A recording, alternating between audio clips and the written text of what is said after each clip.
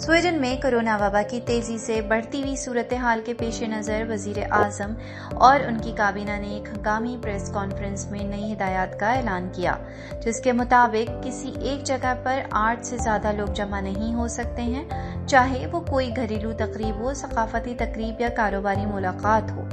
उनका कहना था कि आप लोग गैर ज़रूरी बाहर जाना भी कम कर दें, जैसा कि बाज़ारों में, लाइब्रेरी में, घरेलू तकरीबात में।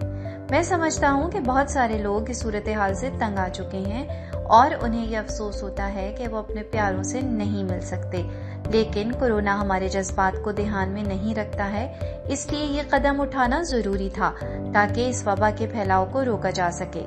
हम इस वक्त आजमाइश से गुजर रहे हैं जो कि और भी खतरनाक हो सकता है। अगर हमने अपनी जिम्मेदारियों को पसे पुश डाल दिया, हम हर चीज पर कानून साजी नहीं कर सकते हैं, इसलिए हर एक को इस बात पर गौर करना चाहिए कि क्या वो जो कर रहे हैं इससे वबा के फैलाव का खतरा बढ़ जाता है।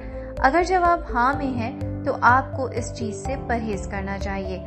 वजीर दाखिला का कहना था कि बहुत से लोग अभी भी यही समझ रहे हैं कि इस वबा का खतरा टल चुका है, लेकिन हकीकत में हम वबाई मर्ज के बीच में हैं। इस नए कानून का इतलाक 24 नवंबर से होगा, जो कि 1 माह तक जारी रहेगा।